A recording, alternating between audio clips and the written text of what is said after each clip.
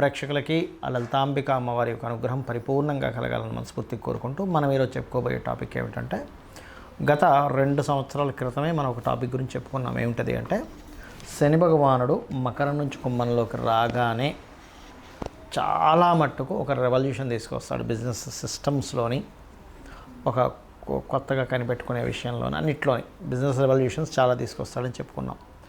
అదేవిధంగా మనకి కుంభంలోకి రాగానే చాలా మార్పు ఏఐ ద్వారా వచ్చింది.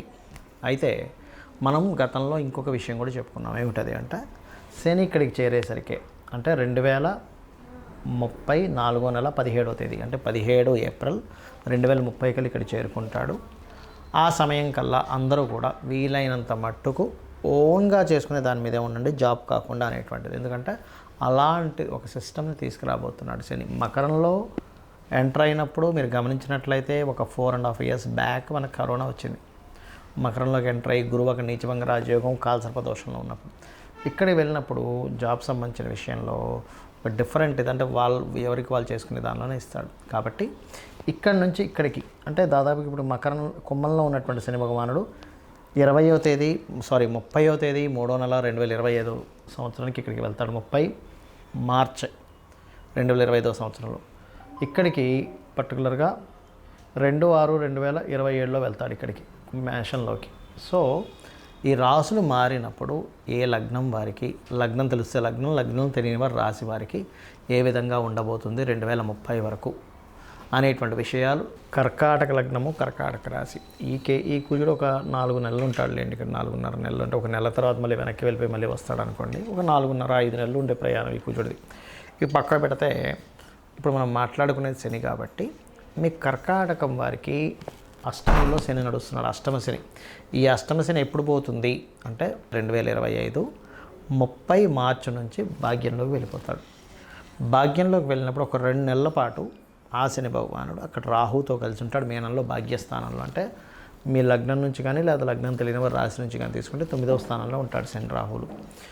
ఎప్పుడైతే 9వ స్థానంలో శని రాహువులు ఉంటారో ఇక్కడ మీరు పర్టికులర్గా ఏంటంటే ఇది ఎటువంటి ఫలితాలు ఇస్తుంది అంటే రెండవ వివాహం కోసం విదేశాల్లో ఉండేవారిని వివాహం కోసం చేసుకునే ప్రయత్నం ఫలిస్తుంది ఇక్కడ. కాకపోతే ఇక్కడ సింగిల్గా రాహు ఉన్నప్పుడే నేను చాలాసార్లు చెప్పాను భాగ్యంలో రాహు ఉన్నాడు పితృదేవతలకు చేసుకోవాలి అని. శని ఎంటర్ అయినప్పటి నుంచి ఇంకొంచెం ఎక్కువగా చేయాలి అంటే స్వయం పాకాలు ఎక్కువగా ఇవ్వడం చేస్తూ ఉంటే దీని వల్ల ఏంటి ఎఫెక్ట్ అంటే మీకు పెద్ద మొత్తంలో ఏదైనా ధన నష్టం జరగవలసినటువంటిది అది ఆగుతుంది అక్కడ. ఇది ముఖ్యంగా గుర్తుపెట్టుకోండి. అయితే ఇది 2.5 సంవత్సరాలు ఉంటాడు ఇక్కడ. ఎప్పటి వరకు 2 జూన్ 2027 వరకు మీనంలో ఉండి దాని తర్వాత మేషంలోకి వస్తాడు. కర్కాటకం వారికి దశమ స్థానంలో శని సంచారము.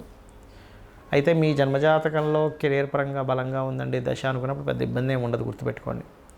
మీ పర్సనల్ చార్టే ముఖ్యం అన్నిటికంటే కూడా. కానీ న్యాచురల్గా దశమంలోకి శని సంచరిస్తున్నాడుగా కర్కాటకం నుంచి. అంటే ఏమిటి, మీరు ఉద్యోగ సంబంధించిన విషయంలో తొందరపాటు నిర్ణయాలు తీసుకుంటారు. ఎటువంటి తొందరపాటు నిర్ణయాలు తీసుకోకండి ఆ సమయంలో అనేటువంటి విషయాన్ని మీరు గుర్తుపెట్టుకోవాలి. మరి ఈ సమయంలో ఏం చేయాలి? ఎక్కువగా నరసింహస్వామి ఆరాధన, సుబ్రహ్మణ్యేశ్వర స్వామి ఆరాధన, ఓం అనాకలిత సాదృశ్య చుబక శ్రీ విరాజితాయే నమః, దీంతోపాటు ఓం మాణిక్య మకుటాకార జానుద్వయ విరాజితాయే నమః అనే నామస్మరణ ఇవి ఎక్కువగా చేస్తూ ఉండండి. ఇవి మీరు ఎంత చేస్తూ ఉంటే కెరియర్ పరంగా వచ్చేటువంటి తలనొప్పులు కావచ్చు ఇవన్నీ కూడా చాలా మటుకు కంట్రోల్ అవుతాయి. అదొకటి చేస్తూ మీరు సహజంగానే మీ లగ్నానికి పంచమాధిపతి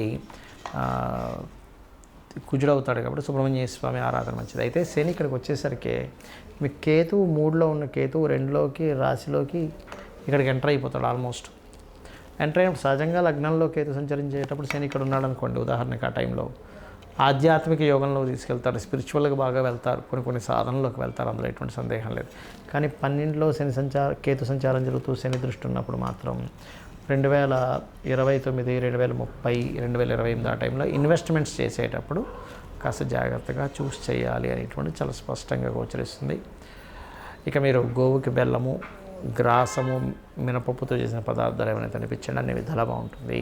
ముఖ్యంగా ఇక్కడ చాలామందికి జాతకాలు ఉండవు, డేట్ ఆఫ్ బర్త్ ఉంటే టైం ఉండదు. ఇంకొంతమంది అసలు డేట్ ఆఫ్ బర్త్ కూడా ఫీడ్ అయి ఉండదు. అంటే అవుతా ఎప్పుడో రాసి ఉంటారు, ఎక్కడో పేపర్స్లో ఉంటుంది, పోతుంది, కొంతమంది గుర్తుండదు. అలాంటి వాళ్ళు ఏం చేసుకోవాలి? సర్వసాధారణంగా అర్ధాష్టమ శని, అష్టమ శని, ఏలినాటి శని నడిచేటప్పుడు లేదా శని మహర్దశలు నడిచేటప్పుడు ఏం చేయాలో చెప్తాను. డేట్ ఆఫ్ బర్త్ లేదనుకోండి, మీరు ఎలా గుర్తించాలి అంటే మీకు పనులన్నీ స్లో అవుతున్నాయి, నిందలు ఎక్కువగా పడుతున్నారు, శారీరక శ్రమ ఎక్కువగా ఉంది, కానీ వచ్చేటువంటి లాభం మీరు పడుతున్న శ్రమకి 10% మాత్రమే వస్తుంది అంటే మీకు మహాదశల్లో కానీ ఏలినాటి శని రూపంలో కానీ అర్ధాష్టమ శని రూపంలో కానీ అష్టమ శని రూపంలో కానీ కొన్ని జరుగుతున్నాయని అర్థం. అయితే ఇందులో మళ్ళీ కొన్ని వేరియేషన్స్ ఉన్నాయి. ఎలాగంటే అర్ధాష్టమ శని నడుస్తుంది అనుకోండి, అంటే మీ చంద్రుడి నుంచి 4వ స్థానంలో శని సంచారం జరుగుతుంది. అప్పుడు కన్స్ట్రక్షన్స్ చేసే విషయాల్లో, చదువు విషయంలో కొంత మందత్వం వస్తుంది. అష్టమ శని జరిగేటప్పుడు అన్నీ లేట్ అవుతూ ఉంటాయి, కొంచెం యాక్సిడెంట్ ప్రోన్స్ ఎక్కువ అవుతూ ఉంటాయి. అదే ఏలినాటి శని నడిచేటప్పుడు 12వ స్థానంలో శని సంచారం చేసేటప్పుడు ఇన్వెస్ట్మెంట్స్, రాశిలో శని సంచారం చేసేటప్పుడు బద్ధకము, 2వ స్థానంలో శని సంచారం చేసేటప్పుడు ధన సంబంధించిన విషయాల మీద ప్రభావం చూపిస్తూ ఉంటాడు. అయితే ఇక్కడ మీరు ఒకటి అర్థం చేసుకోవాల్సిన విషయం ఏంటంటే, ఎప్పుడు శని సంచారం మీకు వచ్చినా, అంటే శని కర్మకారకుడు కాబట్టి అతను తిట్టుకోవడము, శని బాలేడు అనుకోవడము కాదు. శని భగవానుడు నాకేదో నేర్పించడానికి వచ్చాడనేటువంటి భావనతో ఉంటూ ఖచ్చితంగా మీరు చేయవలసింది ఏంటంటే, ఇక్కడ ఒకటే గుర్తుపెట్టుకోండి, మీరు నిద్రపోవడం చేయకూడదు ఎక్కువగా. ముసలి వాళ్ళు, స్త్రీలు, చిన్నపిల్లల విషయాన్ని మాట్లాడలే. అనారోగ్యంతో ఉన్నవాళ్ళు లేదా బాగా ఏజ్డ్ పర్సన్స్, స్త్రీలకి, చిన్నపిల్లలకి ఇది ఎగ్జంప్షన్. మీరు యువకులు ఉండే ఆరోగ్యం అంతా బాగున్న వాళ్ళు మధ్యాహ్నం కనుక నిద్రపోయారా, శని యొక్క ప్రభావం నెగటివ్గా ఎక్కువ ఎఫెక్ట్ పడుతుంది మీ మీద.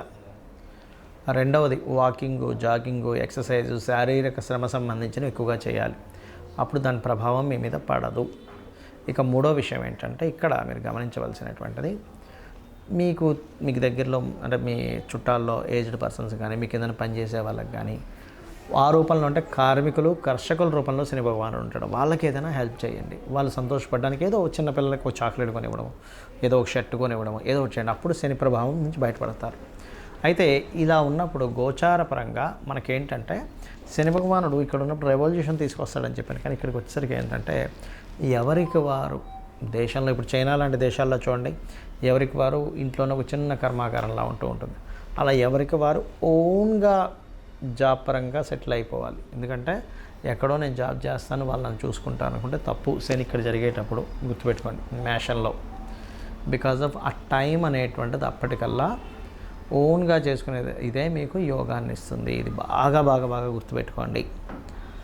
అప్పటికల్లా సిచ్యువేషన్స్ చాలా మారుతాయి, టెక్నాలజీస్ ఇంకా మారుతాయి. ఎంత టెక్నాలజీస్ వస్తున్నా మనిషి యొక్క అవసరం పడుతూ ఉంటుంది. కానీ ఈ విషయంలో కాస్త జాగ్రత్తగా ఉండండి.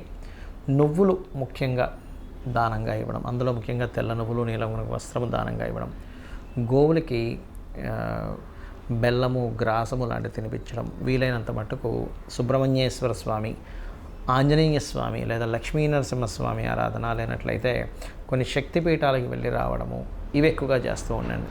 ఇవి ఎంత చేస్తూ ఉంటే మీకు ఈ శని భగవానుడి యొక్క అనుగ్రహం అంతా కలుగుతూ ఉంటుంది. అంతేగాని మనం ప్రతిసారి నా టైం బాగాలేదు ఇట్లా అనుకోవడం కాకుండా ఇట్లా చేసుకోవడం అన్నీ ఖచ్చితంగా బాగుంటుంది. ముఖ్యంగా ఈ శని ఇక్కడ సంచరించేటప్పుడు కొన్ని రోగ సంబంధించినవి కూడా వస్తాయి దేశంలో, కొంచెం జాగ్రత్తగా ఉండాలి. అంటే దీర్ఘ రోగాలు అంటుంటారు చూసారు, ఒక పట్టాన పోకుండా ఉండేది. ఎందుకంటే సాటర్న్ ఈజ్ కర్మకారక ప్లానెట్. కొంచెం ఎప్పుడైనా శని కనుక ఒక్కోసారి చూడండి, అతను హెల్త్ ఇష్యూ కాంబినేషన్లో వచ్చాడు, హెల్త్ ఇష్యూస్ ఎక్కువ ఇస్తూ ఉంటాడు. కాబట్టి వీటి మీద దాని ప్రభావం అనేటువంటిది ఉంటూ ఉంటుంది. ఇక మీరు చండీ పారాయణం చేసుకోవడము, లలితా సహస్రనామాల్లో ఓం అనాకలిత సాదృశ్య చుబుకశ్రీ విరాజితాయే నమః. అయితే ఇందాక మనం మాట చెప్పుకున్నాం ఏంటి, ఇక్కడ శని సంచారం జరిగేటప్పుడు 10th లార్డ్ కదా నీచ పొందుతున్నాడు కాబట్టి, న్యాచురల్ 10th లార్డ్ కదా నీచ పొందుతున్నాడు కాబట్టి ఇది కర్మ మీద, ప్రొఫెషన్స్ మీద చూపిస్తుందని చెప్పుకున్నాం. అలాంటి వారు వాళ్ళ పర్సనల్ చార్ట్లో కూడా ఒకవేళ కర్మకారకుడు పాడయ్యాడు, 10th హౌస్ పాడైంది అనుకునేటువంటి వారు చక్కగా మీరు ఏం చేయండి అంటే, లలితా సహస్రనామాల్లో ఫస్ట్ లైన్ ఉంటుంది, ఓం శ్రీమాత శ్రీ మహారాజ్ఞి శ్రీమత్ సింహాసనేశ్వరి నమః, లేదా ఓం మాణిక్య మకుటాకార జానుద్వయ విరాజితాయై నమః అని